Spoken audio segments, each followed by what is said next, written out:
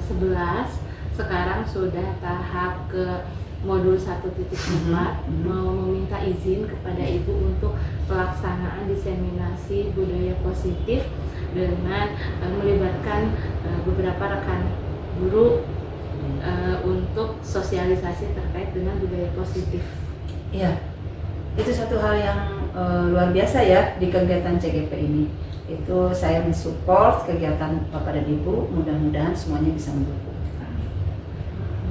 Iya, terima kasih banyak Ibu. Rencananya kita 1 jam durasinya, pelaksanaannya di Edutel. Oh iya, siap. Terima kasih banyak Ibu. Iya, sama-sama.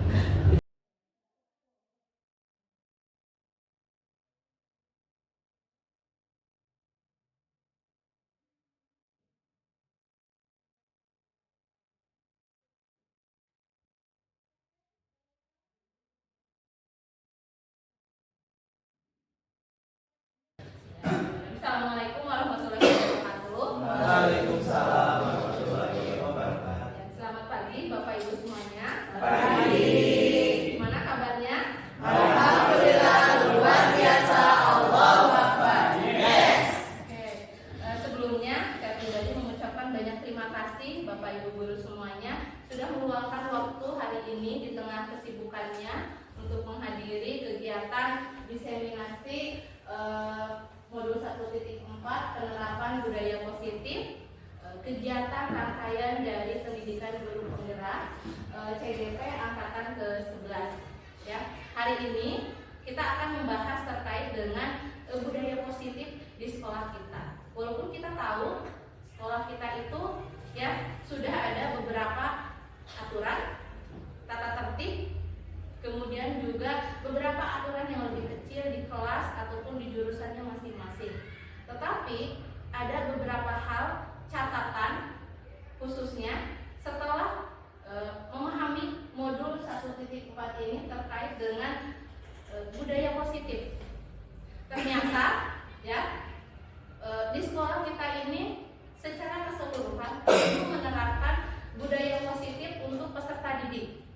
Sementara tujuan dari pendidikan menurut Ki Hajar Dewantara itu adalah memerdekakan peserta didik, ya. Kemudian juga menuntun kodrat anak, berarti anak itu diberikan kesempatan untuk menjadi dirinya sendiri. Guru tidak secara mutlak harus memaksakan kehendak harus seperti ini, harus seperti itu, tetapi diajak berkoordinasi, berdiskusi terkait dengan kesepakatan atau keyakinan yang akan dibuat bersama. Jadi tidak memaksa hanya satu arah. Nah, itu secara umum. Tujuannya apa? Membuat lingkungan sekolah ataupun peserta didik menjadi nyaman dan aman. Kalau sudah terbentuk nuansa atau iklim pendidikan yang aman dan nyaman, tentu pasti tujuan dari pendidikan akan terlaksana. Coba kita bayangkan, kalau anak ketika membuat kesalahan langsung dihukum, langsung diberikan punishment secara sepihak, tidak diberikan kesempatan mereka membuat keputusan-keputusan sendiri. Langsung, kalau kamu melakukan kesalahan hukumannya ini, kalau kamu melanggar kamu akan seperti ini. Akan terbentuk tidak kemandirian peserta didik untuk menyadari kesalahan-kesalahan yang dia perbuat? Tidak. Tapi terbentuk nggak perilaku baru? Terbentuk. Betul. Terbentuk, tapi tidak ada kesadaran. Akan panjang tidak perubahan perilakunya? Tidak. Hanya pada saat itu, oke lah, saya dihukum, saya akan merubah, saya tidak akan kesiangan. Tapi kalau tidak ada hukuman, tidak ada hukuman, biasa lagi. Nah, ini yang kita harapkan bersama, ya, Bapak Ibu guru, dan terima kasih juga pembina PKS sudah hadir, staf kesiswaan juga sudah hadir untuk merumuskan aturan kita bersama untuk mewujudkan pendidikan yang berpihak pada murid. Nah, inti dari budaya positif yang akan kita bahas hari ini yang pertama positif dan nilai kebijakan universal. Yang kedua, teori motivasi, hukuman, penghargaan, dan restitusi. Kemudian keyakinan kelas, kebutuhan dasar manusia, dunia berkualitas, 5 posisi kontrol, dan yang terakhir segitiga restitusi. Ini adalah poin-poin penting yang akan kita bahas bersama, tetapi nanti ada bagian-bagiannya. Kita bahas yang pertama dulu. Nah, di sini. Disiplin dan nilai kebajikan universal. Kita baca dulu deh. Kita bayangkan dulu yang pertama. Ada A dan B. A-nya Anda, B-nya teman Anda. Sobeklah secari kertas kecil, tuliskan benda atau sesuatu yang sangat berharga untuk Anda, letakkan di salah satu tangan Anda, dan genggam benda tersebut dengan segala daya. Buatlah sebuah kepalan, coba buatlah kepalan. Kemudian teman Anda mencoba dengan sekuat tenaga dengan berbagai cara untuk meminta memberikan benda tersebut. B. Teman Anda bisa membujuk, mengancam, menghardik, merayu, menyuap, atau apa saja agar dapat membuka kepalan Anda. Oke, apa yang terjadi? Ini kan berharga. Teman Anda buka, berkadirkan. Apa yang Anda akan lakukan? Menolak. Mempertahankan. Menjaga. Kebanyakannya mempertahankan, membela, dan tetap ada di posisi yang kita awal. Kita kaitkan terkait dengan disiplin dan nilai-nilai kebajikan universal, bahwa apa yang kita lakukan intinya adalah harus berasal dari diri kita sendiri. Motivasi yang paling utama itu bukan dari luar, tetapi betul. Ibarat mobil. Kalau mobil itu butuh bensin. Kalau mogok, didorong nggak?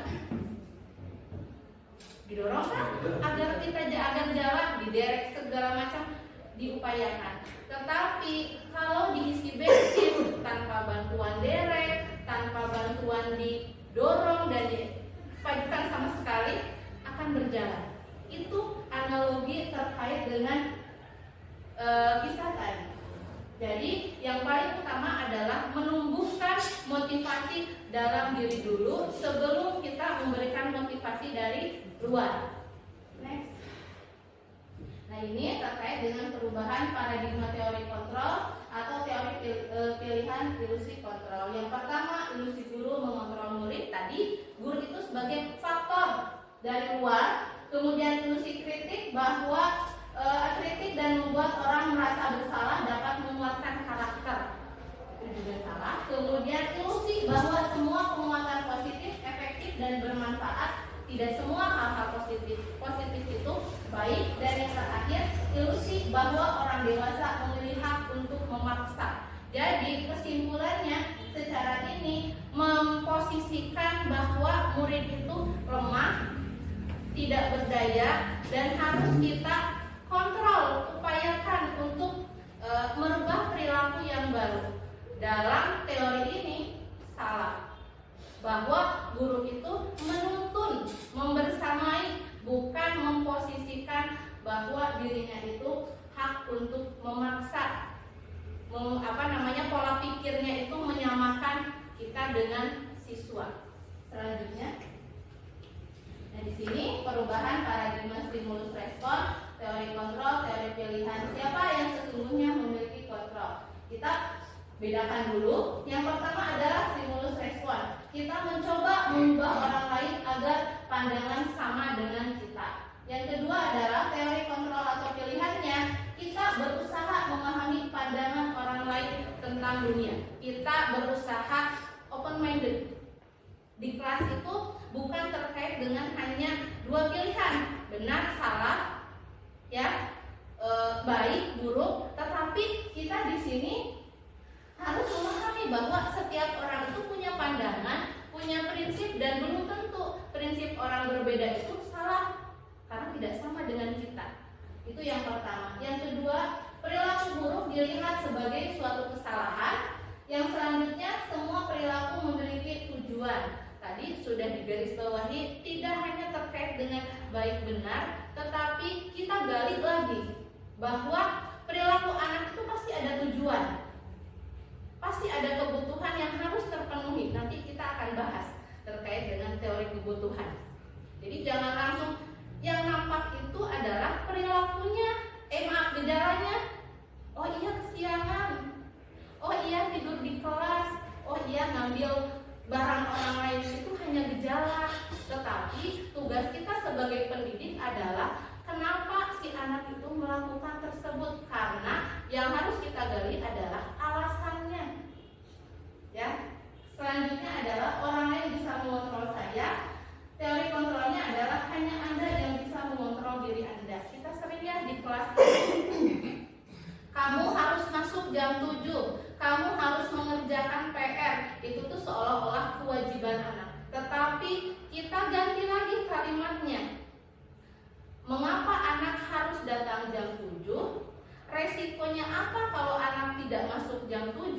Anak diberikan banyak gambaran, diberikan banyak pandangan ketika dia melakukan satu tindakan tertentu. Jadi si anak paham ketika dia melakukan segala sesuatu, resikonya seperti apa, dampaknya seperti apa, dan tanggung jawabnya seperti apa. Kemudian saya bisa mengontrol orang lain tadi, tidak bisa. Kemudian pemaksaan ada saat rujukan gagal, kolaborasi, konsensus, menciptakan pilihan baru. Kemudian stimulus responnya, model berpikir kalah menang.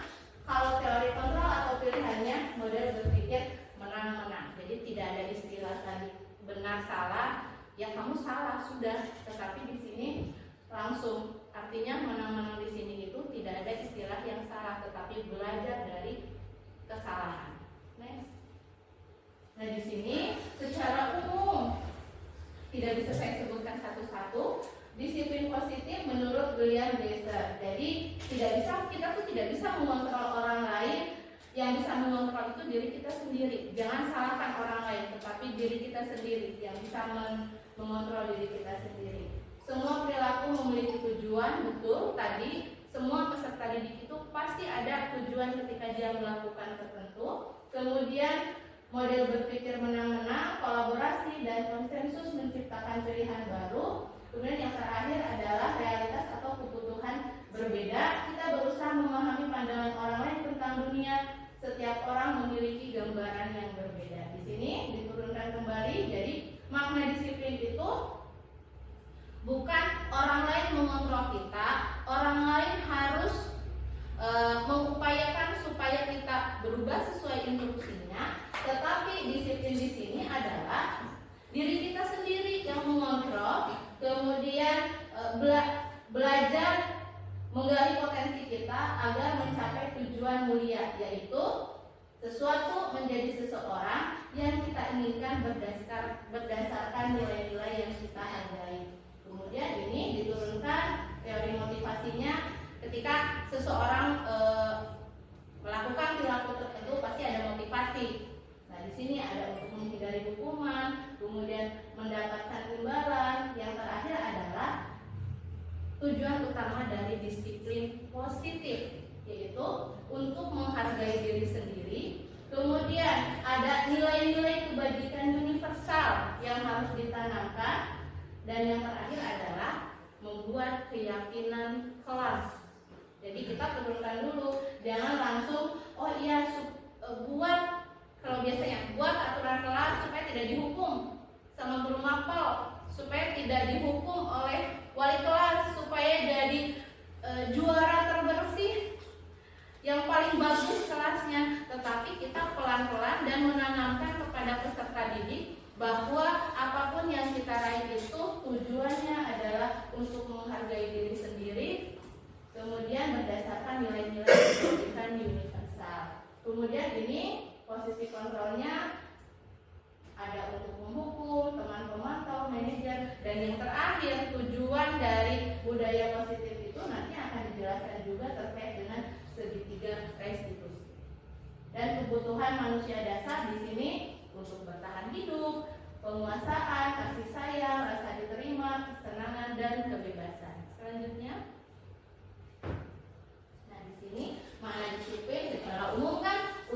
mendapat kepatuhan, kemudian juga untuk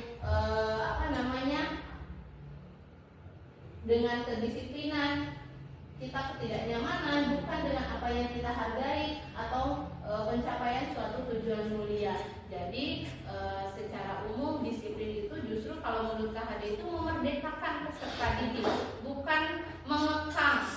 Artinya memiliki kesadaran penuh untuk berperilaku tanpa paksaan dari orang lain, tetapi ada kesadaran dari diri kita sendiri. Itu tugas dari pendidik untuk peserta didik kita di sekolah. Selanjutnya, nilai kebajikan universal kita sudah sering membahas dan sudah secara umum juga pasti saya yakin Bapak Ibu sudah melaksanakan dan menerapkan di kelas bahwa nilai kebijakan universal itu berdasarkan dari nilai-nilai profil pelajar Pancasila di sini. Bermandiri, beriman, kebinekaan global, bergotong royong, kreatif dan bernalar kritis. Yang kita tuangkan ke dalam pembelajaran itu fisik dari pendidikan itu sendiri.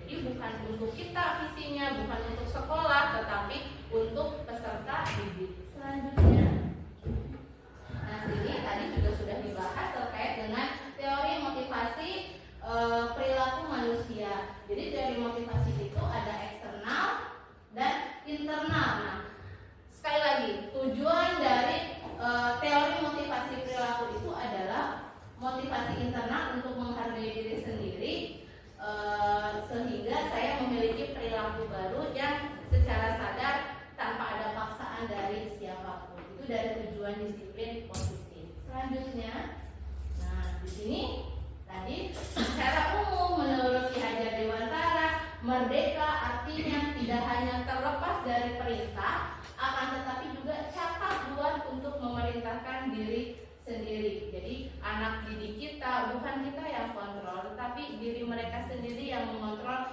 perilaku dan sikap mereka. Selanjutnya, nah ini dihukum oleh penghargaan. Jadi bahwa penghargaan berlaku sama dengan hukuman, bahwa artinya meminta atau membujuk seseorang melakukan sesuatu untuk memenuhi tujuan tertentu dari orang yang meminta atau membujuk. Di sini secara umum dari bahasanya juga kan membujuk, mengarahkan pasti pengaruh jangka pendek dan jangka panjang. Penghargaan yang menghukum, penghargaan mengurangi ketepatan, penghargaan tidak efektif, penghargaan merusak hubungan, penghargaan menurunkan kualitas, penghargaan mematikan kreativitas, dan yang terakhir mengurangi motivasi intrinsik. Selanjutnya, bentuk program kebajikan atau apresiasi, ya. Di sini kalau kita memberikan apresiasi kepada peserta didik, yang pertama adalah pengakuan secara khusus, pengakuan secara pribadi, pengakuan kepada murid semuanya secara bergantian, beri pengakuan secara konsisten dan fokus pada proses, bukan hanya memuji, bukan hanya tadi juga kamu bagus melakukan segala sesuatu, tapi dari program kebajikan atau apresiasi ini adalah hal-hal yang perlu kita ingat. Yang diutamakan adalah konsisten dan juga berfokus pada proses yang dilakukan oleh peserta didik. Selanjutnya, nah di sini contoh pengakuan atau apresiasi kebajikan. Pembukanya pertama, contoh kemarin saya perhatikan nilai kebajikannya ada rasa empati yang besar. Situasinya pada saat menolong murid baru di kelas. Ini adalah proses-proses apresiasi untuk peserta didik. Kemudian pembukanya saya menghargai. Kemudian nilai kebajikannya adalah kepedulian. Kemudian situasinya pada saat kamu membantu teman-temanmu di tugas kelompok. Dan yang terakhir adalah berterima kasih untuk nilai kebajikannya adalah rasa tanggung jawabmu. Dan yang terakhir situasinya pada saat siswa memungut kertas-kertas yang berserakan di lantai. Di sini sudah jelas kalau kita sudah fokus pada perilaku, apresiasinya pembukanya sudah jelas, dan ada nilai-nilai kebajikan yang tersirat dari kalimat tersebut. Selanjutnya, nah di sini tindakan guru. Kita akan lihat hukuman atau konsekuensi. Yang pertama, ketika siswa mencatat 100 kali dalam buku kalimat, saya tidak akan terlambat lagi karena saya tadinya terlambat sekolah. Ini hukuman atau konsekuensi? Hukuman, betul. Yang kedua, lari mengenai lapangan basket 2 kali karena terlambat hadir di sekolah.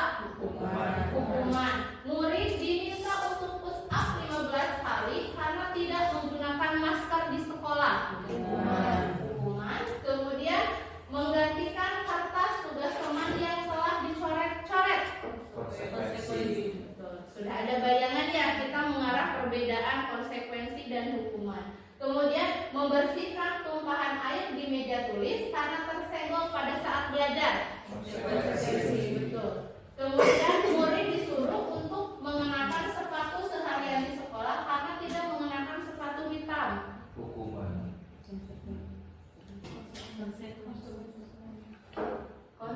Konsekuensi.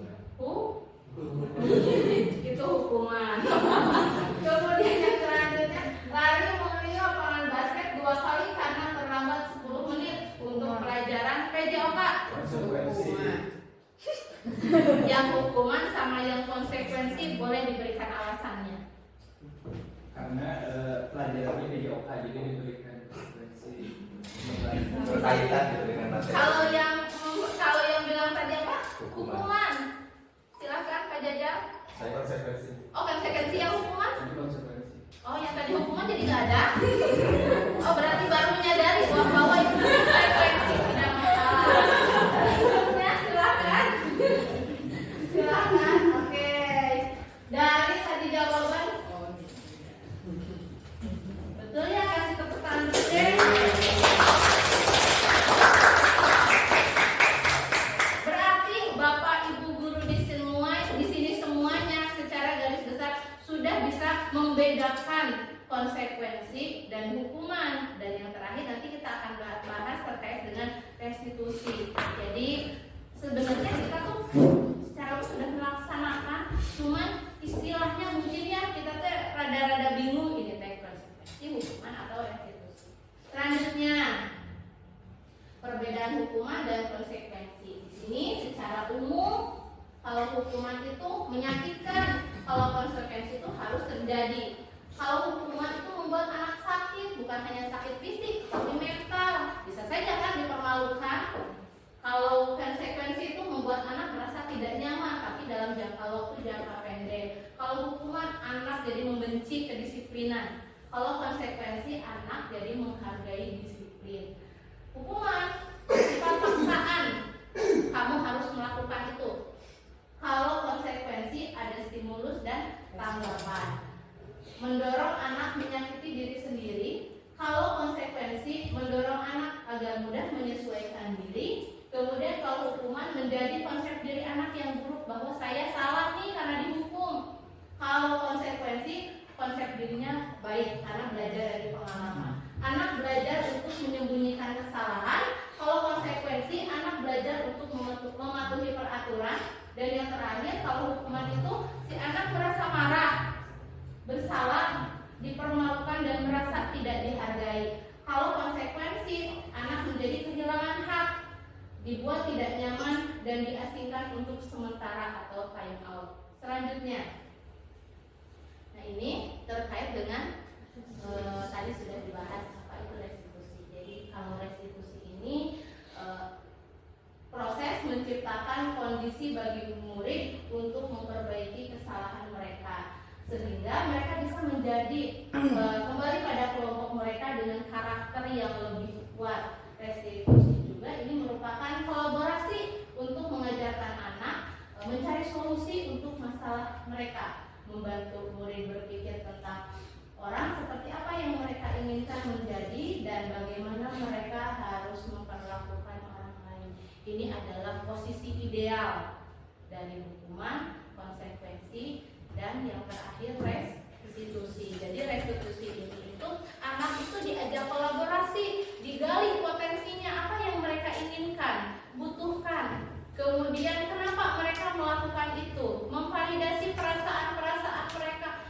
menghargai. Kita guru belajar untuk berempati. Oh iya, saya merasakan apa yang kamu rasakan. Menghargai posisi mereka, memberikan posisi nyaman sehingga ketika siswa tersebut berbicara, menyampaikan hal-hal yang mungkin menjadi kesalahan di masa lalu itu menjadikan pembelajaran. Karena tidak ada istilah salah, tetapi belajar dari pengalaman atau kesalahan. Selanjutnya, secara umum di sini ya, konsekuensi perbedaan maaf, hukuman, konsekuensi dan restitusi.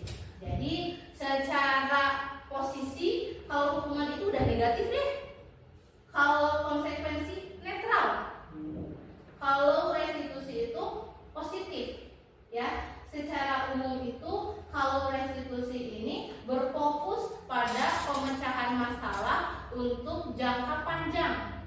Anak diajar bertanggung jawab, anak diberikan kepercayaan memiliki potensi kemandirian untuk mengambil sikap dan perilaku baru ke depannya. Selanjutnya, nah ini 9 ciri-ciri restitusi. Yang pertama, bukan untuk menebus kesalahan, namun belajar dari kesalahan, memperbaiki hubungan. Ini tawaran, bukan paksaan. Kemudian menuntut untuk melihat ke dalam diri peserta didik, mencari kebutuhan dasar yang mendasari tindakan. Restitusi adalah cara yang paling baik dan paling ideal untuk diterapkan ke peserta didik. Kemudian berfokus pada karakter, bukan tindakan. Kalau tindakan itu apa yang kita lihat saja, tetapi kalau karakter itu lebih ke kenapa sih melakukan hal tersebut, kita gali lagi. Karena apa yang kita lihat sikap anak itu bukan berarti karakter aslinya. Selanjutnya, berfokus pada solusi, dan yang terakhir, mengembalikan murid yang berbuat salah pada kelompoknya. Tidak diasingkan, tidak dibuat merasa bersalah, tetapi dikembalikan kepada kelompoknya sesuai dengan peserta didik sehingga memiliki penghargaan diri yang lebih baik lagi. Selanjutnya, nah ini, oke, keyakinan kelas. Di sini ada yang mau ditanyakan dulu terkait dengan yang dibahas. Oke, silakan Pak. Terima kasih atas kesempatannya. Ya, sama-sama. Saya mau bertanya bagaimana cara membuat keyakinan kelas. Oke, cara membuat keyakinan kelas. Terima kasih pertanyaannya yang sudah kita bahas sebelumnya, tapi hanya clue-nya saja. Kalau keyakinan kelas itu adalah poin-poin yang disepakati bersama. Ketika kita ke kelas, kita gali apa sih yang mau disepakati bersama di kelas, tetapi dalam bentuk kalimat positif. Jadi guru itu punya catatan, mencatat apa yang mau disepakati bersama, tidak berat sebelah antara guru dan murid. Misalkan, biasanya kita membuat peraturan kelas itu tidak boleh terlambat. Coba kita ganti. Kalau keyakinan kelas itu harus kalimat positif, kita ganti. Tidak boleh telat masuk kelas, kita ganti jadi kalimat positif apa? Betul. Itu hanya salah satu contoh. Jadi keyakinan kelas itu dibuat awal mau pembelajaran. Nih sekarang semester awal, jangan dulu kita fokus ke materi, jangan dulu fokus mau jadi apa, boleh apa, tetapi itu langkah selanjutnya. Tetapi langkah yang paling awal untuk membuat kondisi nyaman di kelas itu kita buat keyakinan kelas dulu. Nanti secara input besarnya adalah keyakinan dari sekolah itu sendiri. Jadi garis besarnya adalah disepakati bersama, dibuat oleh masing-masing peserta didik, memberikan masukan dan dituangkan dalam kalimat positif. Kemudian kita tulis, kita catat, kita tempel di kelas.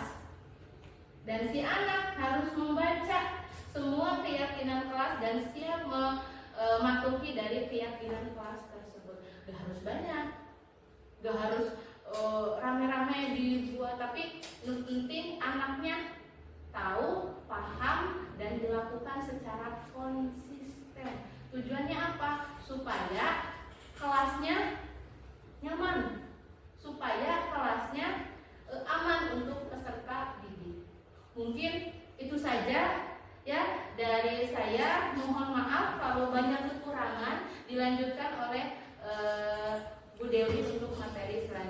Assalamualaikum warahmatullahi wabarakatuh. Waalaikumsalam warahmatullahi wabarakatuh.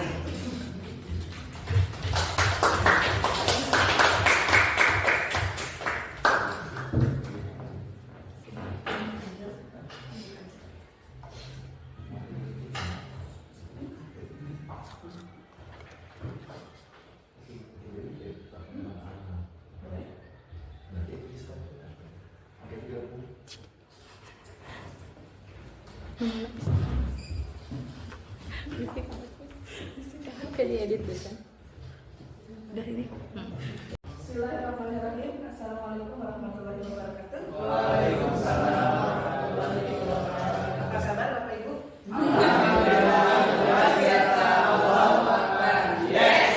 Oke, terima kasih sudah menyempatkan waktu untuk mengikuti seminasi hari ini ya.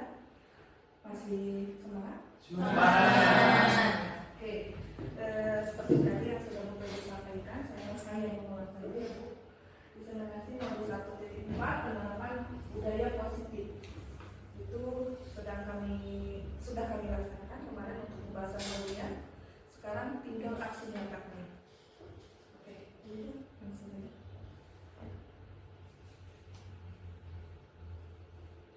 Kita bahas nanti lanjutan dari restitusi ya Bapak Ibu. Nah ini restitusi adalah proses menciptakan kondisi bagi murid untuk memperbaiki kesalahan mereka sehingga mereka bisa kembali pada kelompok mereka dengan karakter yang lebih kuat. Biasanya di sekolah kita terjadi geng-gengan ya Pak, ya Bu ya. Di kelasnya ada kelompok-kelompok seperti itu ya. Terus nanti ada anak yang terpencil atau tersingkirkan. Biasanya Bapak Ibu melakukan apa untuk anak yang seperti itu? Dirangkul, terus ya apa lagi? Oke, diajak bicara, Melwin ya. Apalagi digali latar belakangnya. Ini seorang penggali tambang kalau ya. Oke, ada lagi dimotivasi dan apa latar belakang yang menyebabkan kejadian tersebut. Biasanya anak tersebut tertutup ya Bapak Ibu. Lebih ke oke. Nah ini cara nanti Bapak Ibu melakukan ataupun memecahkan masalah anak-anak tersebut supaya anak tersebut bisa gabung lagi ke kelompok di kelasnya masing-masing. Tapi yang enak itu di kelas itu tidak ada kelompok-kelompokan ya Bapak Ibu. Tidak ada bestie-bestian gitu ya. Kalau bestinya itu ada, kalau satu kelompoknya 3 orang, pasti yang 1 orang nanti akan kalah sama yang 2 orang. Harusnya bestinya itu 36 orang, jadi satu kesatuan ya Bapak Ibu ya. Oke. Restitusi juga merupakan proses kolaboratif yang mengajarkan murid untuk mencari solusi untuk masalah mereka dan membantu murid berpikir tenang. Orang seperti apa yang mereka inginkan menjadi tujuan yang mulia dan bagaimana mereka harus memperlakukan orang lain. Di sini terjadinya kelompok-kelompok di kelas dan ada anak yang tersingkirkan itu tadi kita belum tahu keinginan mereka itu seperti apa, ya keinginan mereka seperti apa, terus lingkungan yang menginginkan seperti apa. Karena mereka sekarang sedang belajar di lingkungan yang baru, apalagi untuk kelas 10. Tentunya di SMP mereka kemarin masih yang anak mami sekali, yang selalu harus dengan lemah lembut, ya kan? Kalau di SMP mereka sudah beda lagi. Mereka sekarang sudah harus mulai belajar mandiri. Nah biasanya itu terjadi konflik di kelas karena yang satu mandiri, terlalu mandiri, yang satu mandiri, yang satu belum mandiri. Nah itu di sini kita bisa menyelesaikannya dengan cara restitusi dengan tujuan mulia dan bagaimana mereka harus memperlakukan orang lain. Tidak semua orang itu kita samakan memperlakukannya ya. Misal kita berperilaku sangat baik pada teman kita, tapi yang sangat baik itu oleh teman yang satunya lagi disalahgunakan. Jadi kita tidak bisa menyamakan perilaku satu perlakuan untuk semua orang. Jadi kita pun harus tahu karakter dari teman kita sendiri. Bisa kita lanjutkan. jelas sama juga sudah ya, identitas gagal, hukuman, konsekuensi, restitusi. Hukuman berakhirnya pasti negatif. Konsekuensi netral ya, restitusi pasti kesannya positif. Nah di sini kita menginginkan bagaimana anak-anak kita menjadi lebih positif dalam berkehidupan sosial di sekolah, di kelasnya, di lingkungan rumahnya ataupun di lingkungan keluarga. Oke. Biasanya kita kalau di rumah seringnya ini sudah dilakukan ke anak kita, tapi belum menemukan hasil yang positif. Contoh, saya kalau ke anak saya di rumah, cepat sholat, kalau tidak sholat nanti masuk neraka. Nah, itu ya, itu sudah bikin anak itu berpikirnya jauh. Atau disuruh menyapu, sapukan yuk, namun kita sapu mau dikasih jajan, itu sudah hukuman. Nah, gitu ya. Nah, di sini pun ada suatu menyakitkan harus terjadi, konsekuensinya sesuatu harus terjadi. Restitusi merupakan tindakan nyaman untuk murid atau anak jangka panjang, tidak nyaman untuk murid anak jangka waktu pendek, menguatkan murid ataupun anak dalam jangka waktu panjang. Nah, kita di sini bertujuan sebagai bapak ibu guru di sekolah itu ingin anaknya merubah perilaku, sikap, etika menjadi lebih baik itu untuk jangka waktu panjang. Oke, ini bisa dilanjut. 9 ciri-ciri restitusi. 1, bukan untuk menebus kesalahan, namun untuk belajar dari kesalahan. Pak Erwin biasanya belajar dari kesalahan. Harus selalu belajar ya Pak Erwin, supaya hidup kita itu tidak mengulangi lagi masa lalu. Oke. Memperbaiki hubungan. Nah ini biasanya kalau anak sudah stres dengan anak yang lain, biasanya jadi enggak ya, jadi alin cakep, jadi alin di satu bangku, gitu kan? Nah di sini kita bagaimana caranya si anak tersebut hubungannya makin lebih baik, silaturahminya jauh lebih baik lagi. Tawaran ataupun bukan paksaan. Di sini kita menawarkan, tapi tidak memaksa. Misal, kamu itu harus berubah. Belum tentu kita cocok untuk mereka, tapi tawarannya seperti ini mungkin yang Bapak Ibu.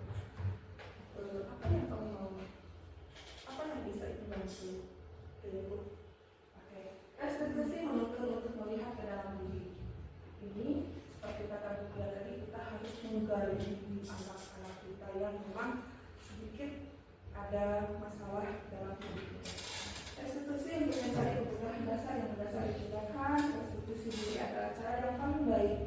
Yang selanjutnya fokus pada karakter bukan tindakan. Restitusi fokus pada solusi, mengembalikan diri yang berdasar pada kelompoknya. Tentunya di sini dengan restitusi ini kita mengembalikan anak-anak yang keluar jalur ya Bu, untuk kembali lagi ke jalurnya, tapi dengan cara yang lebih baik, yang lebih aman, tidak melukai anak tersebut. Oke. Mengapa tidak peraturan tapi harus lihat dengan keras? Di sini mengapa tidak memiliki peraturan harus menggunakan helm bila mengendari kendaraan berdua? Mengapa kita memiliki peraturan 3M menggunakan masker, mencuci tangan dan menjaga jarak 1,5 meter? Mengapa kita memiliki peraturan harus datang tepat waktu pada saat mengikuti pelatihan? Bapak Ibu, ini dimana kita tadinya tidak tahu ya Bu. Kita itu tahunya ada aturan kelas, tata tertib yang anak itu harus mengikuti. Tapi anak itu tidak yakin bisa mengikuti. Enaknya mungkin dengan keyakinan kelas, tapi si anak itu bisa mengikuti karena itu sesuai dengan keinginan mereka. Seperti ini, mengapa tidak kita memiliki peraturan harus menggunakan helm bila mengendarai kendaraan berdua? Kalau anak hanya mengikuti, oh orang siap polisi, jadi orang harus di helm.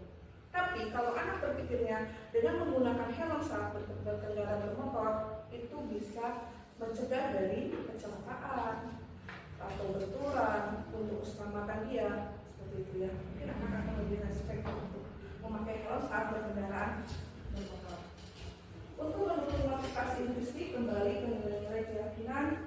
lebih menggerakkan seseorang dibandingkan mengikuti serangkaian peraturan-peraturan.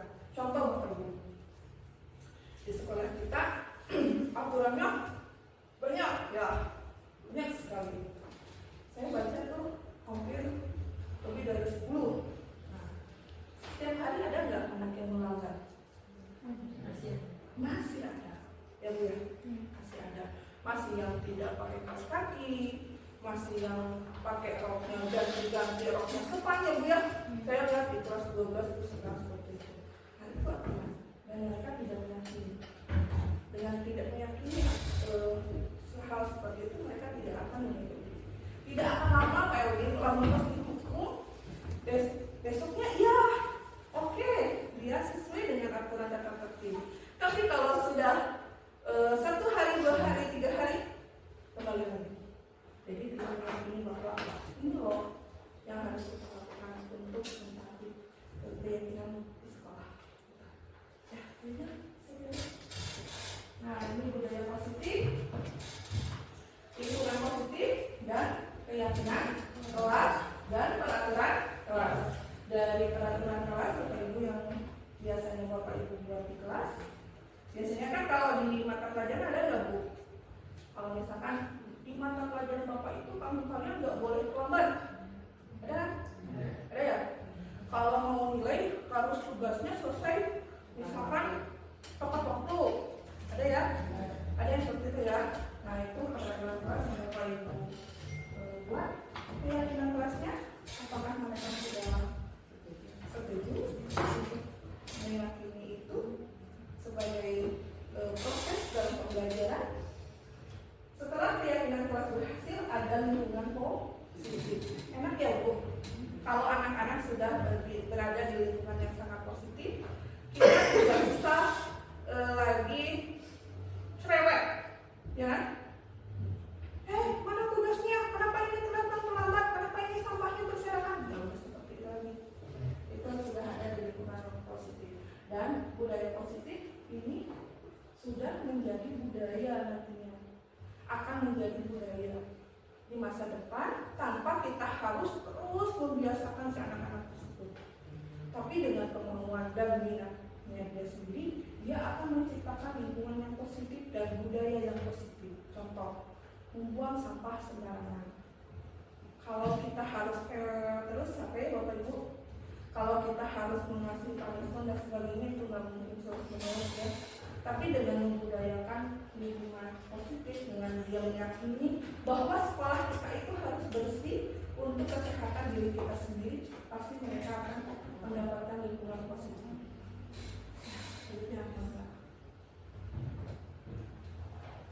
Yang mana yang merupakan keyakinan kelas? Mengapa?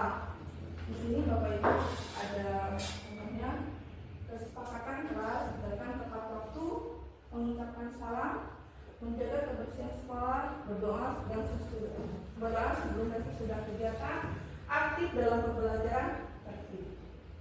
Kesepakatan kelasnya, kami guru dan murid saling menyayangi, kami murid yang semangat belajar, kami murid yang peduli dengan teman-teman.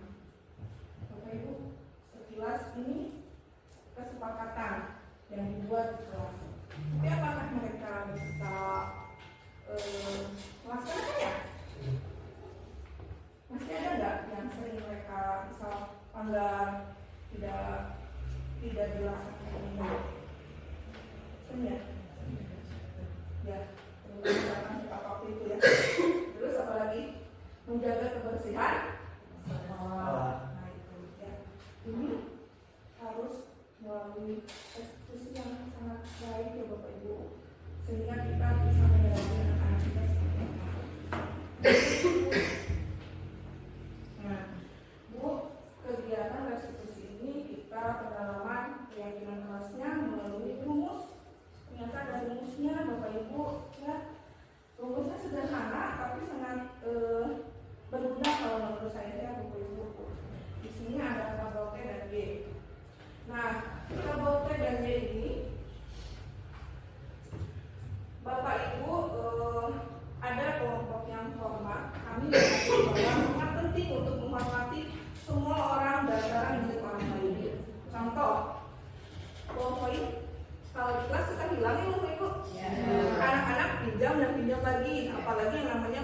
dan penggaris, ya itu pasti deh pinjam, cicip mau cicip, nah itu ya, itu kita harus mendalami di rasa hormat bahwa barang tersebut itu harus dikembalikan apabila kita sudah meminjamnya, ya seperti itu Bapak Ibu sekalian. Pekerja, kami meyakini bahwa sangat penting untuk mengerjakan segala pekerjaan atau mengikuti kegiatan yang telah ditugaskan. Contohnya, mengerjakan tugas tepat waktu. Nah, itu ya Bapak Ibu. Terus diterima dan dimiliki. Kami meyakini bahwa sangat penting untuk merasa diterima pada suatu kelompok dan saling peduli satu dengan yang lainnya. Ini tadi ya Bu, kalau ada anak yang terpisah dari kelompoknya atau tidak merasa tidak diakui, merasa tidak disenangi oleh teman-temannya, itu terjadi di sini Bu. Mereka ingin diterima, mereka ingin dimiliki oleh semua teman-temannya di sekolah ataupun di satu kelasnya. Nah ini Bu, kegiatannya ada terdengar, terlihat ataupun berlaku keras, terdengar, terlihat, dan berlaku, dan itu rumus untuk hormat, bekerja, diterima dan dimiliki. Ya seperti ini. Nah seperti ini Bu. Hormatnya tampaknya seperti ini. Datang tepat waktu. Ada misalnya. Ada ya? Datang tepat waktu. Kamu datang tepat waktu. Satu kata ya Bapak Ibu. Terus tidak tampaknya seperti sering hadir terlambat. Datangnya tidak tepat waktu. Ya. Kebalikannya sering tidak sering hadir terlambat. Menyapa teman dan guru setiap hari. Kebalikannya taat kepada teman dan guru. Nah, terus mengembalikan barang teman yang telah dipinjam dan mengucapkan terima kasih.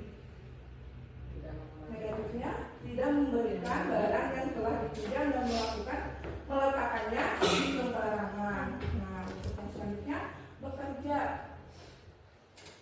Harusnya bekerja itu tekun bekerja dan menyimak guru.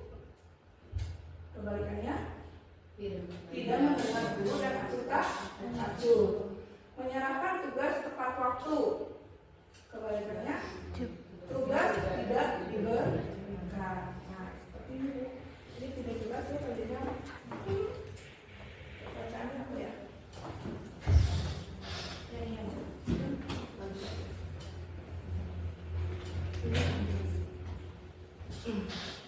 Terdengarnya Bapak Ibu, satu orang berbicara, yuk saya bantu membuang sampah misalnya Bu ya, yuk saya bantu membuang sampah di tempat sampah gitu ya Bu. Terlihatnya apa menurut Bapak Ibu?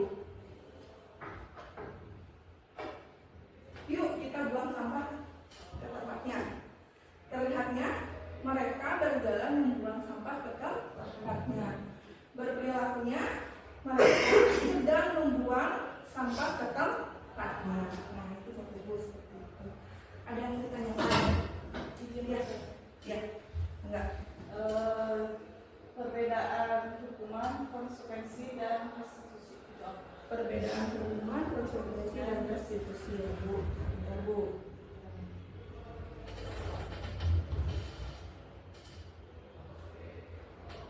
Nah lihat perbedaannya Bu di sini. Kita memberikan hukuman itu dalam satu perilaku anak langsung ya Bu.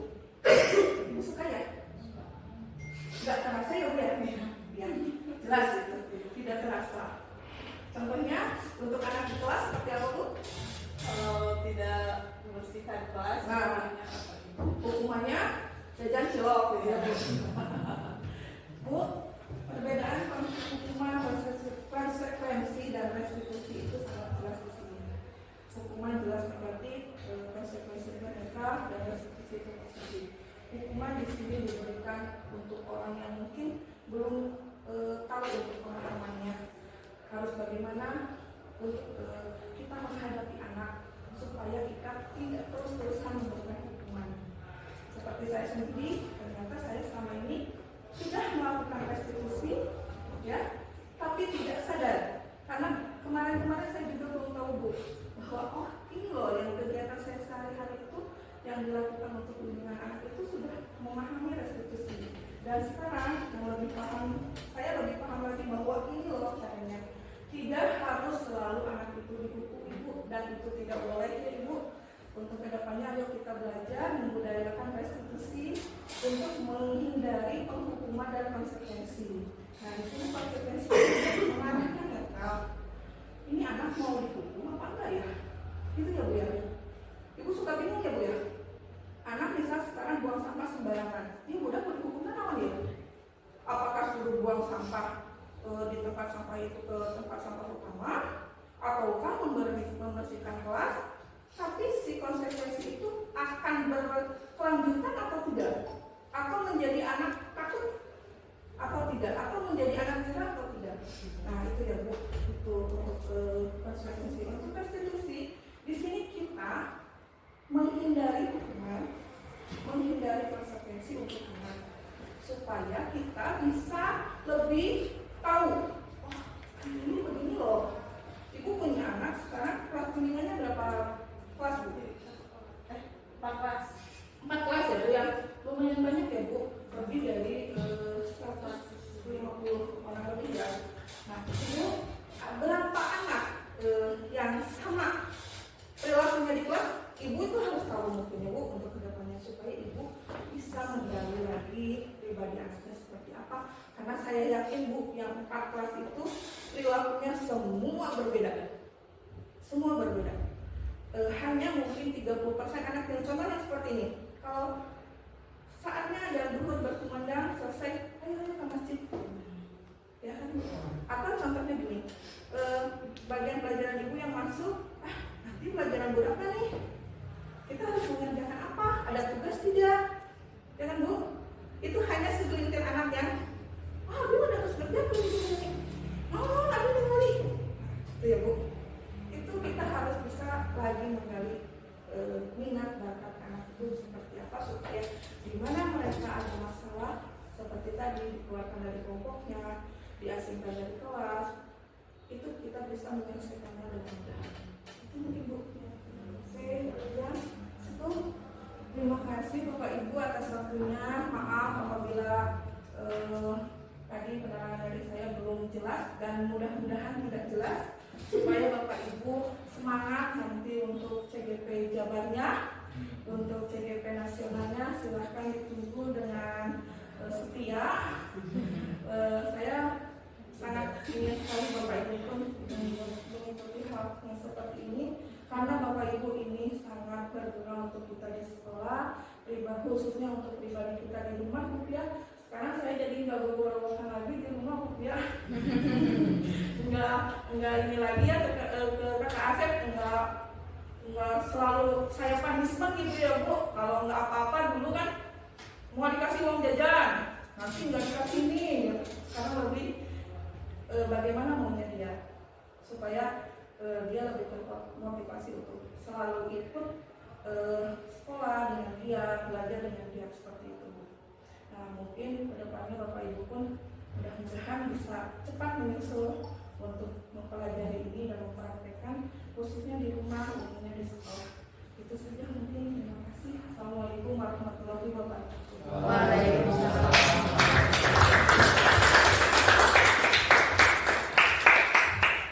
Baik, Bapak Ibu, Assalamualaikum warahmatullahi wabarakatuh. Waalaikumsalam warahmatullahi wabarakatuh. Bagaimana kabarnya Bapak Ibu hari ini? Alhamdulillah luar biasa. Allahu Akbar. Yes. Terima kasih Bapak Ibu. Mohon izin mungkin kami akan melanjutkan pada kesempatan hari ini, akan diskusikan dan mungkin mensosialisasikan bersama kepada Bapak dan Ibu. Terima kasih juga mungkin Bapak Ibu tamu undangan yang sudah berkenan dari tim manajemen, kemudian dari Bapak Ibu pengajar, kemudian Bapak Ibu wali kelas dan lain sebagainya yang ada di SMK Negeri 1 Ciamis. Pada pagi hari ini saya di sini akan mencoba mendesimasikan model 1.4. Ini adalah merupakan rangkaian kami dalam proses pendidikan guru penggerak angkatan 11 di Provinsi Jawa Barat, khususnya di Kabupaten Ciamis, dan di satuan kerjanya di SMK Negeri 1 Ciamis. Pada disiminasi 1.4 ini kami akan mencoba mensosialisasikan kepada Bapak dan Ibu semua. Kami di sini tidak bermaksud untuk menggurui Bapak dan Ibu semua, melainkan kita akan berdiskusi bersama, akan sharing bersama mengenai penerapan budaya positif yang ada di sekolah khususnya, yang mungkin akan berdampak juga dan akan dibawa oleh Bapak Ibu khususnya di kelas, kemudian akan dibawa oleh Bapak Ibu di lingkungan sekolah khususnya di SMK Negeri 1 Ciamis.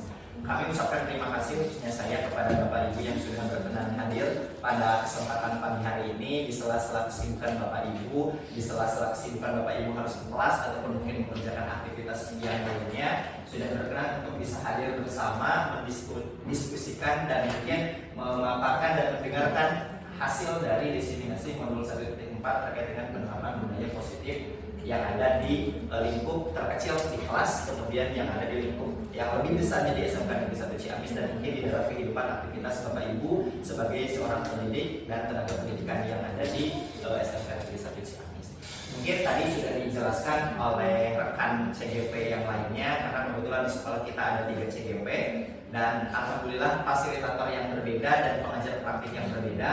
Kami dalam waktu yang bersamaan hari ini akan disiminasikan materi yang sama, mungkin dengan pembagian waktu, kemudian aktivitas-aktivitasnya, sehingga dalam satu aktivitas ini kami kerjakan secara bersama-sama untuk menuntaskan aktivitas disiminasi model 1.4 budaya positif ini.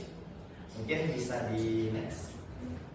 Ya, tadi sudah disampaikan oleh rekan sebelum saya, kita sudah mengetahui terkait dengan kebijakan universal, kemudian segitiga restitusi dan lain sebagainya. Maka untuk pertemuan hari ini, sesi kali ini kita akan mencoba mengenai materi yang akan kita pelajari itu terkait dengan keyakinan kelas.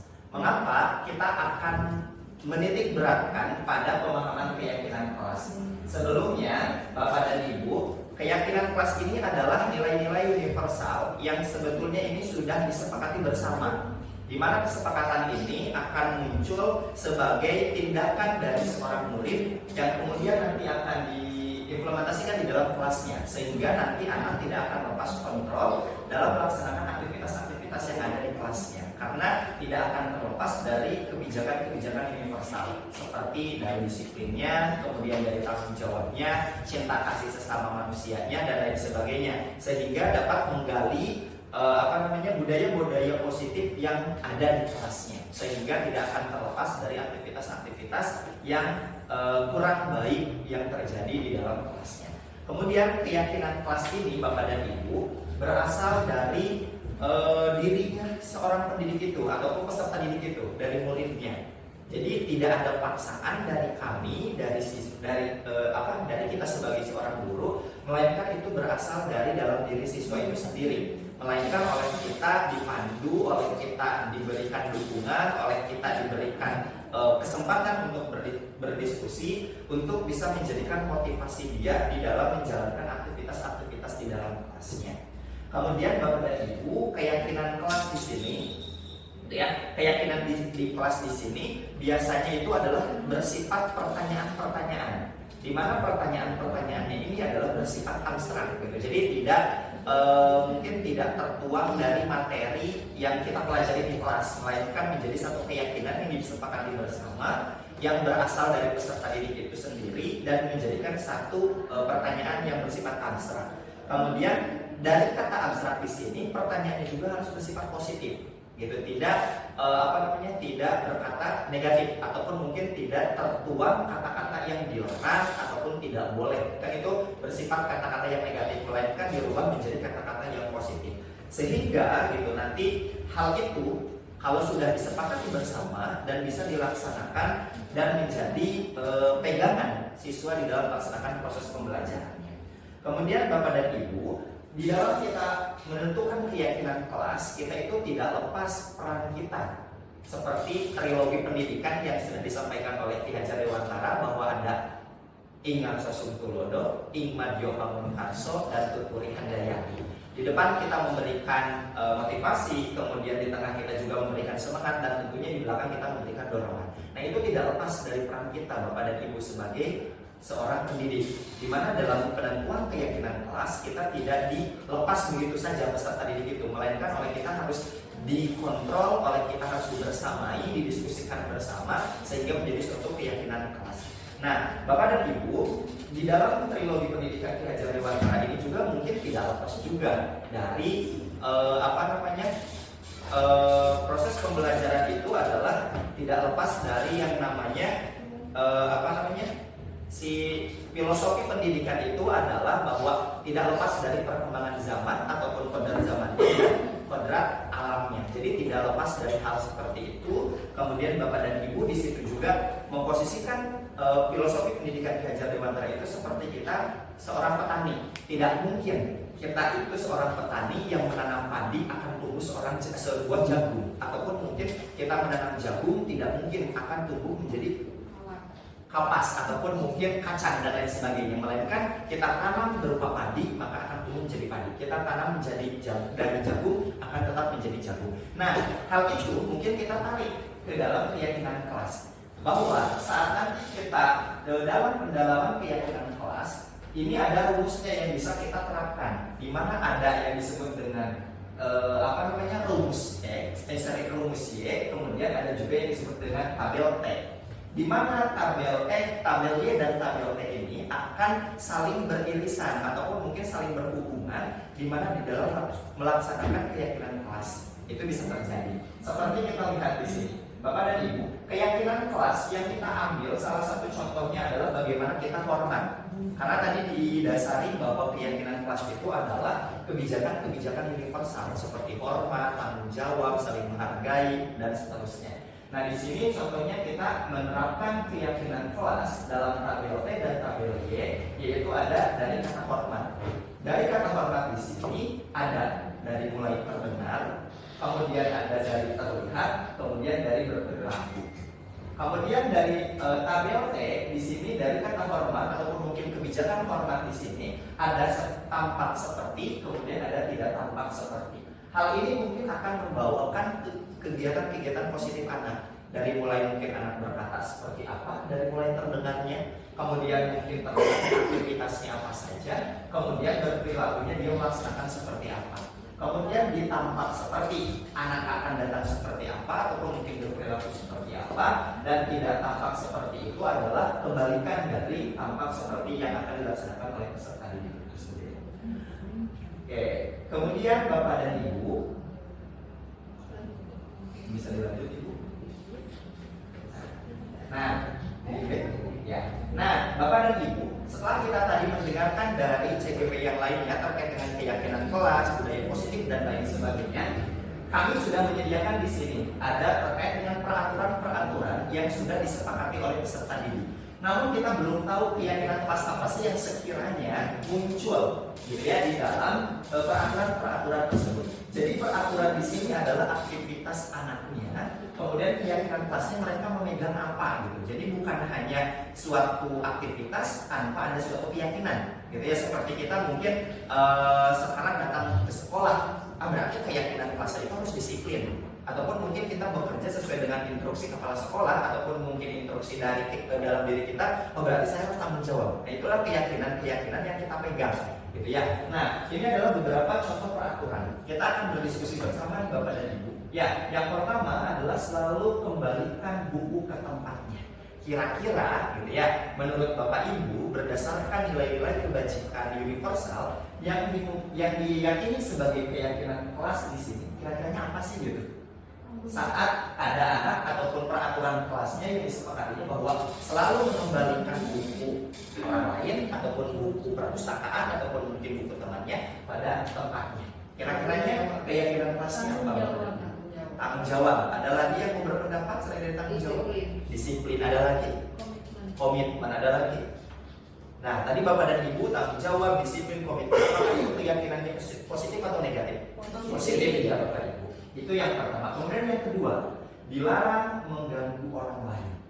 Kira-kira nih Bapak dan Ibu, ya keyakinan kelas apa sih yang dipegang dari peraturan dilarang mengganggu orang lain? Saling menghargai. Saling menghargai, betul. Ada lagi Bapak dan Ibu? Menghormati orang lain. Ada lagi menyayangi. Ada lagi kepedulian. sama ya, masih positif itu ada gitu ya. Tidak dalam artian dilarang mengganggu orang lain, boleh bully dan sebagainya, itu kan tidak positif gitu dari Bapak dan Ibu. Kemudian yang ketiga, hadir di sekolah 15 menit sebelum pembelajaran dimulai. Kira-kira Bapak dan Ibu keyakinan kelas apa yang dipegang? Disiplin. Kemudian tanggung jawab, ada lagi Bapak dan Ibu. Komitmen, ada lagi. Tidak ada, cukup sudah terwakili. Baik Bapak dan Ibu. Kemudian yang keempat, di sini dilarang melakukan kekerasan. Kira-kiranya apa nih Bapak dan Ibu yang menjadi keyakinan kelas dari peraturan dilarang melakukan kekerasan? Keselamatan, kepedulian, saling menyayangi, ada lagi Bapak dan Ibu? Simpati, empati, dan lain sebagainya. Jadi yang sudah terwakili oleh Bapak dan Ibu. Kemudian berikutnya dilarang menggunakan narkoba. Ya, kenapa sih ada peraturannya seperti ini? Karena mungkin itu sudah diyakini bersama gitu. Contohnya gitu Bapak dan Ibu, dilarang menggunakan narkoba, walaupun ya sebetulnya jangan gitu ya, tidak perlu disantukan karena kita sebagai peserta didik. Namun kita kasih contoh nih, saat ada peraturan dilarang menggunakan narkoba, kira-kiranya keyakinan kelas apa tuh yang kita pegang di dalam kelas? Kesehatan bisa ya, bisa mulai kesehatan, ada lagi keselamatan, ada lagi menyayangi diri sendiri gitu, dan berikutnya gitu ya Bapak dan Ibu. Nah itu kemudian berikutnya bergantian atau menunggu giliran. Nah, biasanya ini ceritanya gitu Bapak dan Ibu, anak itu saya pengen ganti baju setelah olahraga, wis langsung lompat gitu ya ke WC ataupun mungkin ke tempat ganti pakaian, tidak bisa memposisikan dirinya untuk bergantian pada penggelam-gelam dan lain sebagainya. Nah, ada di situ peraturannya. Bergantian ataupun menunggu giliran. Kira-kiranya apa gitu yang dijadikan suatu keyakinan kelas dari peraturan di situ? Menghargai orang lain. Ada lagi belajar disiplin mungkin ya, belajar antri dan lain sebagainya. Kemudian gunakan masker. Kesehatan, ada lagi bisa menghargai keselamatan, menghargai orang lain dan seterusnya. Kemudian jangan berlari di kelas ataupun di koridor. Keselamatan, bis gitu ya, terjatuh dan lain sebagainya seperti lagu dan tidak bisa bangkit lagi gitu ya. Nah jadi ini keyakinan kelas yang sudah kita diskusikan. Maka kita akan coba betul tidak gitu ya yang sudah tadi kita sepakati dan kita jawab bersama dari peraturan kemudian dijadikan suatu keyakinan. Nah, ini Bapak dan Ibu. Ternyata dari yang tadi Bapak dan Ibu sampaikan sudah menjurus ke keyakinan kelas yang betul, di mana keyakinan kelas itu disepakati bersama, bersifat abstrak, kemudian juga bernilai positif. Seperti yang tadi, selalu kembalikan buku ke tempatnya. Ini anak dituntut tanggung jawab, bukan hanya menginstruksikan kepada anak, buku harus dikembalikan ke tempatnya, ameh rapi dan sebagainya. Tetapi akan tumbuh pada diri anak itu bagaimana dia bertanggung jawab, menyimpan pada tempatnya. Dan itu juga mungkin sudah diajarkan oleh agama gitu Bapak dan Ibu. Kemudian yang kedua, dilarang mengganggu orang lain, menghormati orang. Tidak belajar menghurian orang lain, mungkin hanya disiplin, anaknya ingin mendengarkan tetapi mungkin tidak menghargai orang. Maka dilarang mengganggu orang lain itu termasuk dalam menghormati orang lain. Kemudian ada di sekolah 15 menit sebelum proses pembelajaran dimulai, menghormati orang lain. Kemudian komitmen, ya komitmen bahwa saya pengen masuk 15 menit ya dengan cara seperti apa. Kalaupun mungkin anak datangnya telat, tapi dia kalau udah punya komitmen dengan cara seperti apa dia bisa menerapkan hadir di sekolah 15 menit sebelum. Contohnya saya perwali ibab lah, ibab mah bisa kolawek ataupun cuci muka dan sebagainya, ataupun mandi hanya 1 menit dan sebagainya. Karena dia punya komitmen yang dijalankannya. Kemudian dilarang melakukan kekerasan. Tadi sudah dijelaskan oleh Bapak Ibu, keselamatan itu gitu ya, tidak menghakimi orang, kemudian menghormati orang lain, kemudian dilarang menggunakan narkoba berkaitan dengan kesehatan, kemudian berganti atau menggunakan menunggu giliran, menghargai orang lain, belajar anak untuk bersabar, gitu ya, belajar untuk antri, kemudian gunakan masker, kesehatan serta keselamatan, gitu ya. Dan yang terakhir jangan berlari di kelas ataupun koridor, ini juga termasuk ke dalam keselamatan ataupun keamanan. Bisa di next. Nah, Bapak dan Ibu, sebetulnya kami itu memiliki kebutuhan dasar sebagai seorang manusia. Maka kebutuhan dasar manusia di sini adalah satu, rasa sayang dan rasa diterima. Ya, bahwa kita itu kan enak gitu ya, senang kalaupun mungkin kita saya dihargai, saya diterima di satu lingkungan kelas ataupun mungkin di lingkungan kelompok yang paling kecil. Kemudian penguasaan. Kemudian juga di situ kesenangan. Kemudian ada kebebasan. Yang nantinya akan bertahan hidup tuh anak di situ. Tidak ada yang tadi sudah disampaikan materi sebelumnya, ada pembulian ataupun mungkin ada gap-gapan gitu ya, ataupun mungkin ada apa ya, kelompok besar, kelompok kecil gitu ya. Tetapi kalau kita lihat dari kebutuhan dasar manusia itu, bahwa kita itu harus punya kesempatan untuk kasih sayang dan rasa diterima, kemudian penguasaan, kemudian kesenangan dan kebebasan. Itu 5 kebutuhan dasar manusia untuk bertahan hidup. Berikutnya, Ibu. Nah, Bapak dan Ibu, ini ada 5 posisi kontrol. Ini sebetulnya posisi kontrol ini tadi berkaitan dengan materi-materi yang sudah dijelaskan. Di sini ada motivasi, kemudian identitas gagal, kemudian identitas berhasil ataupun suksesnya, kemudian identitas berhasil sukses dari kontrol diri sendiri. Kita ambil guru berbuat, kemudian nanti ada guru berkata, kemudian nanti hasilnya seperti apa, berkaitan dengan dunia berkualitas, kemudian murid berkata, nanti dampaknya akan dirasakan oleh murid seperti apa. Contoh yang kita ambil adalah identitas gagal, kontrol dari luar, menghindari hukuman. Dari penghukuman, kemudian nanti ada pembuatan orang lain merasa bersalah. Nah, ini mungkin akan berhubungan juga dengan materi segitiga restitusi, Bapak dan Ibu. Menghardik, menunjuk-nunjuk, menyakiti, menyindir, gitu ya. Kemudian pembuat orang merasa bersalah. Nanti di situ ada berceramah dan mengatakan, seharusnya kamu jangan seperti ini, ataupun ibu merasa kecewa kamu melakukan seperti ini. Jadi nanti akan ada timbul, oh iya benar, saya itu bersalah dari apa yang tadi sudah saya perbuat. Kemudian guru berkata, kalau kamu tidak melakukannya, awas, rasakan. Nah itu kan mungkin sering ya kita, awas loh gitu ya, kalau kamu tidak melaksanakan seperti ini, tinggalin ke bapak ada kumaha itu kalian gitu ya. Jadi mungkin itu penghukuman Bapak dan Ibu. Tetapi membuat orang merasa bersalah, kamu seharusnya melakukan A, B, C, D dan seterusnya. Ataupun mungkin kamu sudah tahu ibu lelah sekali, kemudian ibu stres nih, kamu gini dan seterusnya. Kemudian hasilnya akan membentak ataupun menyalahkan orang lain dan akan merasa dirinya memiliki sikap berbohong. Iya saya mah enggak gini, enggak, biarin mau gini dan takut dihukum dan seterusnya. Gitu ya. Nah kemudian kalau membuat orang merasa bersalah akan menyembunyikan, menyangkal dan berbohong juga. Kemudian kaitkan dengan dunia berkualitas. Murid melakukan guru di luar dunia berkualitas, kemudian nanti guru berkata, biarkan saja, nanti juga marah lagi. Gitu. Aku kedua dan Bapak Ibu pasti gitu dan seterusnya.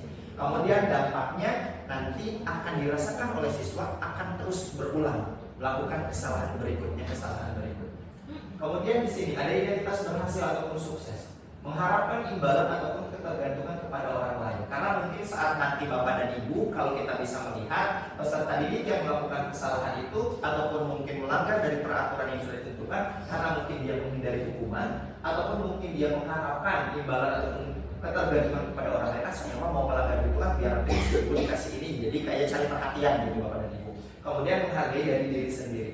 Nah, dari mengharapkan imbalan ataupun ketergantungan kepada orang lain, di sini ada posisi teman dan ada posisi pemantau. Kalau posisi teman membuat alasan-alasan untuk muridnya, itu yang banyak banget alasan-alasan yang dia terapkan ataupun mungkin dia lakukan. Kemudian kalau pemantau dia menghitung dan mengukur sudah seberapa kali ataupun mungkin sudah berapa lama melakukan hal itu dan seterusnya. Kemudian kalau dia posisinya sebagai teman Bapak dan Ibu, ayolah melakukan demi ibu, please, yuk kita kerjakan nih peraturan kelas buat ibu ya, biar ibu tidak marah lagi ataupun seperti apa gitu ya.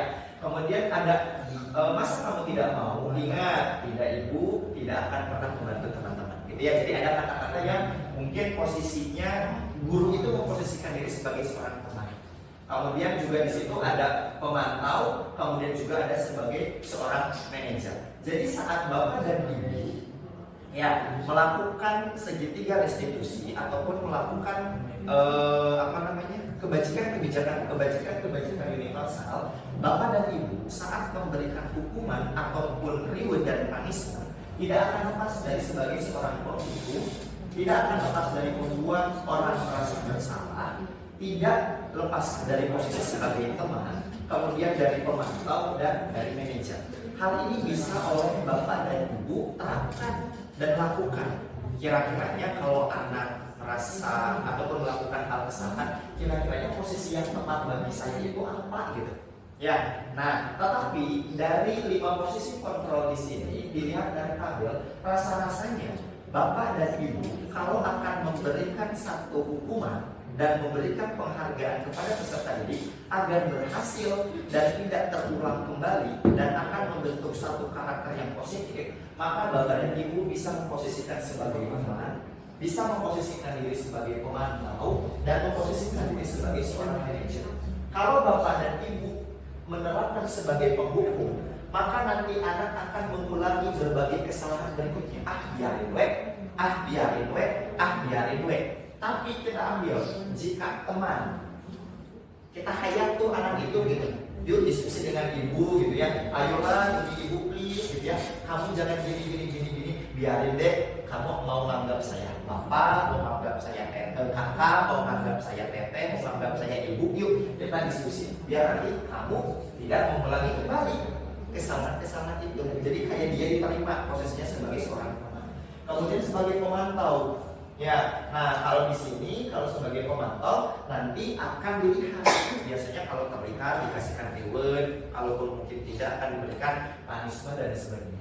Ataupun mungkin sebagai seorang manajer. Ya, nah Bapak dan Ibu mohon maaf gitu ya, kalau nanti kita menerapkan sebagai seorang manajer tidak ada perkataan bahwa saya mah bukan tim manajemen, saya mah bukan lembaga tertinggi di sekolah gitu. Tetapi posisikan manajer di sini juga Bapak Ibu bisa merasakan sebagai seorang guru.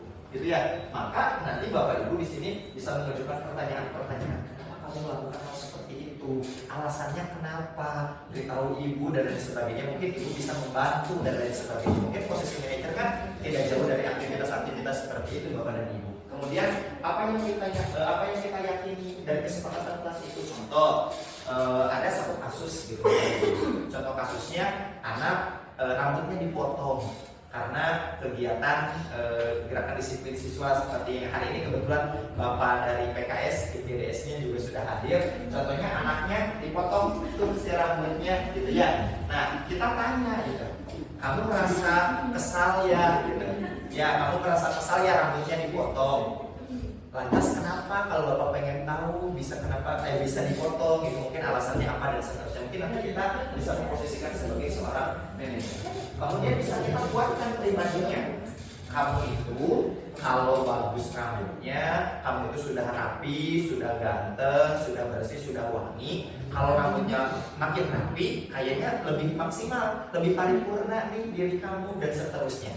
Maka tidak ada salahnya kamu bisa menjaga rambutnya biar nanti jadi A, B, C, D dan seterusnya. Mungkin ini bisa dikuatkan pribadinya gitu ya. Kemudian setelah berikutnya nanti akan mengevaluasi dan bagaimana cara memperbaiki diri. Yuk kita refleksikan gitu ya, kira-kiranya apa sih yang kurang dari diri kamu gitu. Oh iya, nanti dia akan menyadari sehingga di sini mengulangi kesalahan tidak akan terjadi kembali.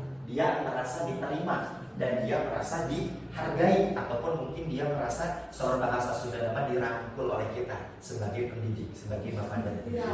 Ya, dirangkul gitu bapak dan ibu. Berikutnya Ibu dirangkul ya Bu ya, diperhatikan. Nah, kira-kira ini bapak dan ibu, aduh ada tugas, ternyata bukan hanya siswa saja ya yang diberikan tugas. Di sini ada pertanyaan-pertanyaan, kira-kira siapa yang mengatakan 5 posisi kontrol itu? Gitu ya, yang tadi kan 5 posisi kontrolnya sebagai pembuku, kemudian pembuat merasa bersalah, kemudian teman, yang keempatnya sebelum ke manajer, pemantau, dan yang kelima adalah sebagai seorang manajer. Nah, kita akan ambil ada beberapa pertanyaan Bapak dan Ibu. Ya, saya kecewa sekali dengan kamu. membuat salah. Kira-kira di sini di 5 posisi kontrol. Membuat merasa bersalah. Apakah dia posisinya sebagai manajer? Tidak. Saya kecewa sekali dengan kamu. Ada anak contohnya ya membuat kesalahan. Kita marah gitu. Saya kecewa. Iya, kecewa kepada A, B, C, D dan seterusnya. Kira-kira di 5 posisi kontrol ini yang dikatakan dia berperan sebagai seorang apa? Tadi, ya, membuat merasa bersalah. Yang kedua, kamu tidak pernah benar dalam melakukannya. Di garis bawah ini tidak pernah. Kira-kiranya sebagai penghukum. Nanti kita lihat ya Bapak dan Ibu. Kemudian yang ketiga, ayolah lakukan demi ibu atau bapak teman gitu ya. Dia posisinya sebagai teman. Kemudian yang berikutnya, apakah kamu mau mendapatkan stiker bintang untuk hari ini? Biasanya ya kayak bapak anak-anak, cung, lu berani, lamun ayahnya lu berani, bapak ini pasti bintang, apa kumpul-kumpul bintang kayak mungkin dong, gitu ya. Nah, kira-kira gitu di sini, ya. Dan tadi contohnya di nah di sini, apakah kamu mau mendapatkan stiker? Oh ini sudah ada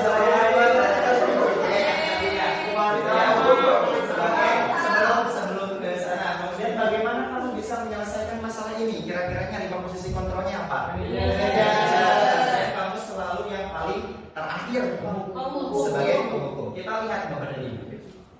Ya, nah di sini saya merasa kecewa, berarti posisi yang mengatakan dia sebagai pembuat orang merasa bersalah dari tadi ya yang 5 posisi kontrol. Kemudian kamu tidak pernah benar dalam melakukannya, dia sebagai penghukum, menjudge, gitu ya. Kemudian ayolah lakukan demi bapak ataupun ibu, dia posisinya sebagai teman. Kemudian apa yang kamu dapatkan, apakah kamu ingin mendapatkan stiker pada hari ini, ada sebagai pemantau. Kemudian bagaimana kamu bisa menyelesaikan masalah ini, dia sebagai manajer. Dan kamu selalu yang paling terakhir sebagai penghukum, menjudge.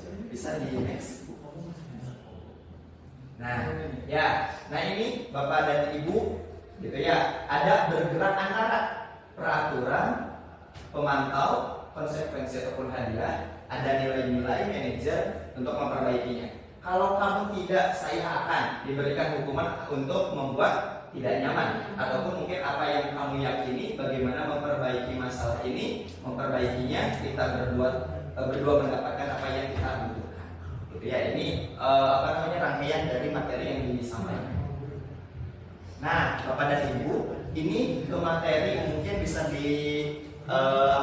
bisa disebut sebagai materi terakhir, gitu ya, karena kita akan mempelajari yang namanya segitiga restitusi. Segitiga restitusi di sini, Bapak dan Ibu, bagaimana hal-hal yang terjadi ataupun mungkin perilaku yang salah, tetapi mungkin anak tersebut tidak merasa dirinya bersalah. Maka akan ada 3 pegangan pilar dari segitiga restitusi. Yang pertama adalah menstabilkan identitas, kemudian adalah menanyakan keyakinan, kemudian validasi kebutuhan. Ya, contohnya seperti ini Bapak dan Ibu. Kita akan kasih satu contoh.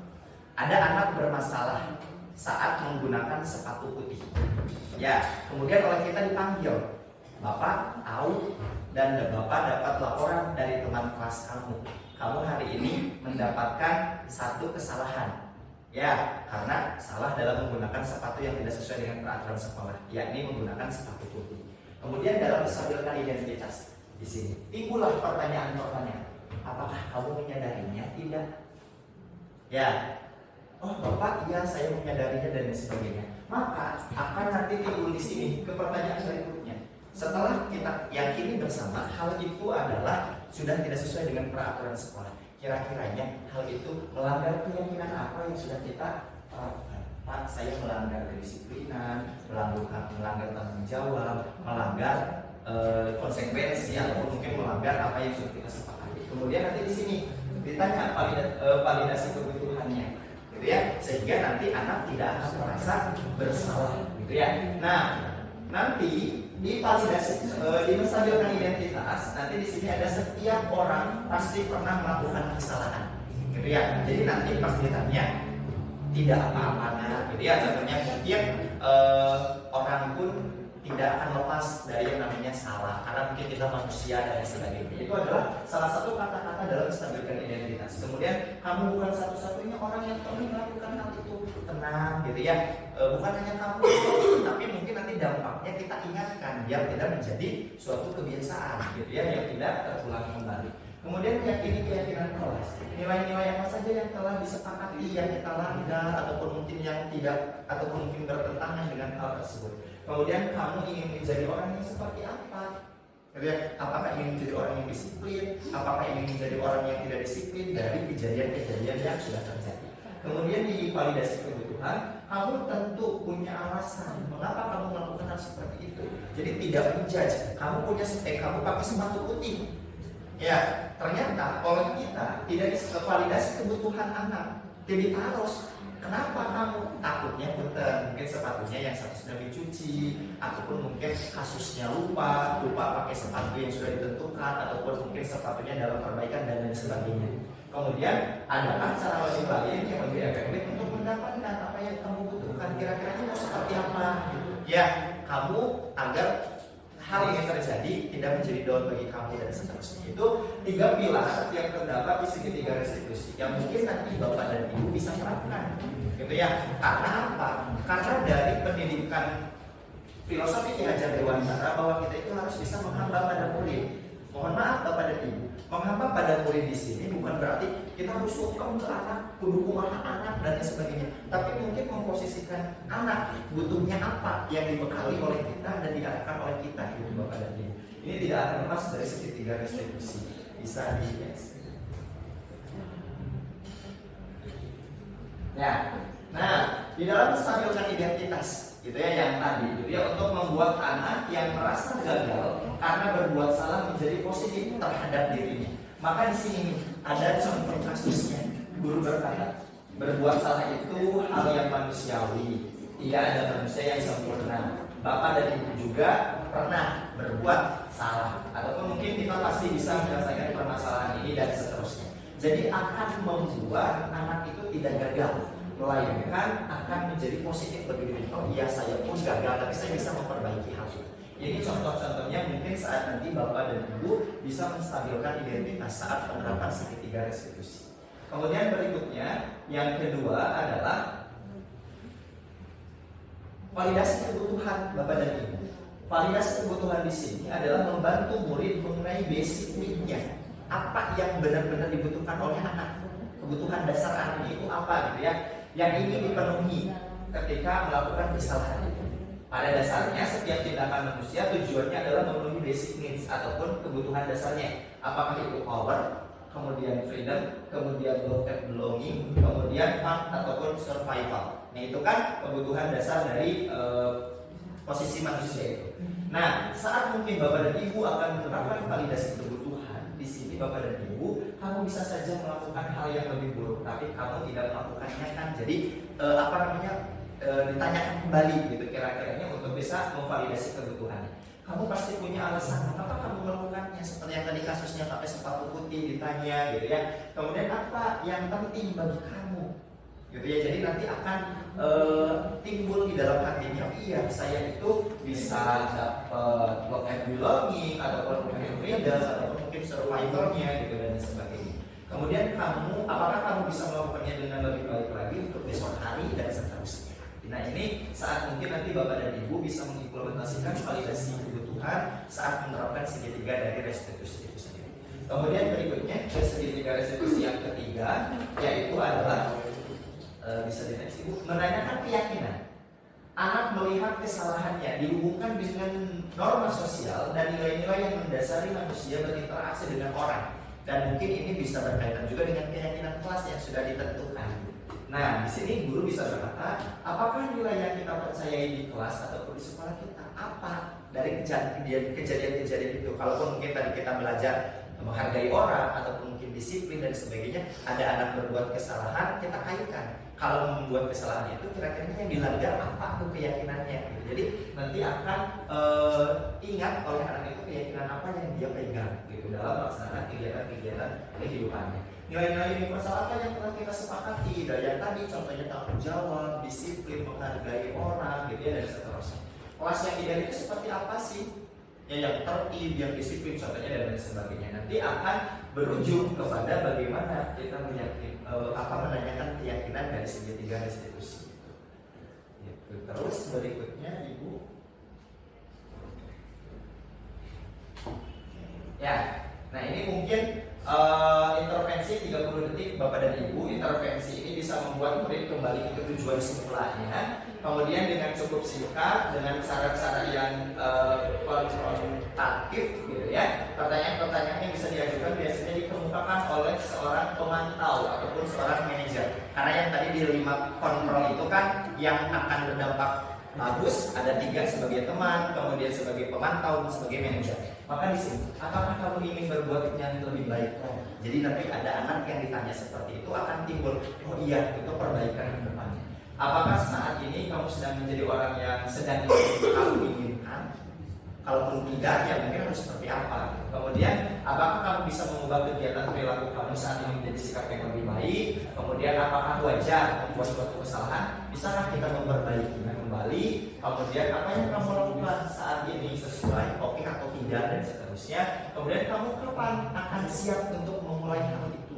Gitu ya. Kemudian sepertinya kamu punya masalah, saya bisa bantu apa nih gitu ya untuk memecahkan masalah itu gitu, dan seterusnya sampai yang terakhir, apa yang kamu inginkan, peraturannya apa? Apalagi yang mungkin sekarang terjadi gitu Bapak dan Ibu, saya pengen masuk sekolahnya jam 7:30 gitu ya, karena ada anak yang Pak saya mah peraturannya pengen diganti masuk sekolahnya jadi jam 7:30 gitu. Kira-kira keyakinan pastinya kan mungkin bisa dilanggar gitu ya, jadi tidak sesuai. Maka di sini ada intervensi 30 detik. Biasanya ini biar nanti pertanyaan-pertanyaan ini untuk bisa kembali ke tujuan semula dari anak itu, bahwa kamu memiliki peraturan harus seperti apa dan lain sebagainya. Gitu. Kemudian next Ibu. Dan ini mungkin materi yang terakhir Bapak dan Ibu. Sebelum kita akhiri, di sini ada refleksi. Gitu ya, di sini ada 3 refleksi Bapak dan Ibu. Yang pertama, hal baru apa yang mengubah paradigma saya yang saya dapatkan dari pertemuan hari ini? Barangkali dari Bapak Ibu ada yang mau berpendapat. Sudut pandang bagaimana Pak? Melihat siswa gitu ya, memposisikan diri ya dari berbagai sudut pandang. Ada lagi Bapak dan Ibu?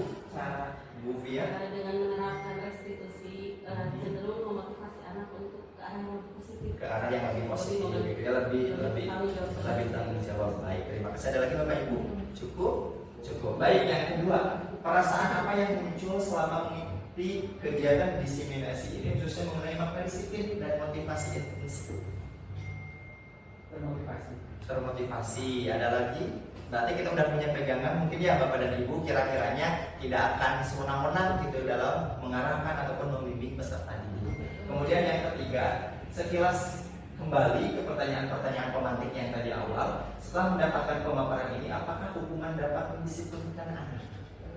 Tidak ya Bapak dan Ibu, mungkin ada cara lain bagaimana anak itu kembali ke keyakinan kelasnya dan tidak mengulangi kembali ke kesalahan-kesalahan yang dilakukan sebelum-sebelumnya. Mungkin itu Bapak dan Ibu, terima kasih refleksinya. Mungkin nanti saya akan berikan Padlet dalam Ibu untuk nanti diisi untuk mengisi refleksi di sini. Nanti mungkin di akhir proses diseminasi ini akan kita tindak lanjuti hasilnya bersama. Mungkin itu Bapak dan Ibu untuk hasil diseminasi pada kesempatan hari ini. Mohon maaf mungkin atas waktu yang terbuangnya. Mudah-mudahan hal ini menjadi insight baru bagi Bapak dan Ibu, menjadi ilmu bersama. Sekali lagi mohon maaf Bapak Ibu, bukan berarti kami menggurui Bapak dan Ibu, melainkan kami di sini belajar bersama-sama untuk memperbaiki ternyata yang mungkin yang tadinya biasa kita lakukan ternyata belum sesuai dengan kebutuhan dari peserta didik itu sendiri. Terima kasih Bapak dan Ibu atas segala perhatiannya. Mohon maaf apabila ada salah ucapan ataupun mungkin tingkah laku selama pemaparan diseminasi 1.4 terkait dengan budaya positif ini yang tidak berkenan di hati Bapak dan Ibu. Terima kasih, di lain kesempatan kami akhiri. Wassalamualaikum warahmatullahi wabarakatuh.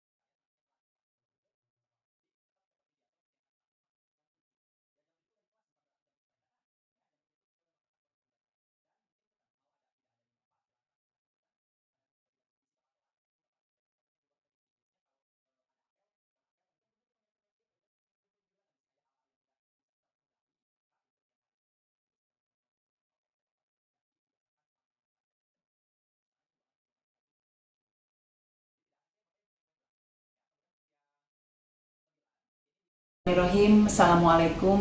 Saya Kepala SMK Negeri 1 Ciamis memberikan dukungan penuh kepada CGP Angkatan 11 dalam melaksanakan salah satu tugas dalam rangkaian program pendidikan guru penggerak, yaitu diseminasi budaya positif.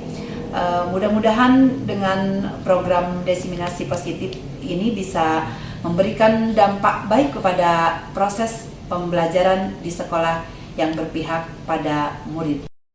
Assalamualaikum warahmatullahi wabarakatuh. Perkenalkan, saya Dina Nur Ajija dari kelas 10 MPLB 3. Saya senang sekali karena Bapak Jajang telah membuat keyakinan kelas di kelas kami. Terima kasih kepada Bapak Jajang yang sudah membuat keyakinan kelas. Mudah-mudahan kelasnya menjadi lebih nyaman dan kondusif dalam pembelajaran. Terima kasih. Wassalamualaikum warahmatullahi wabarakatuh.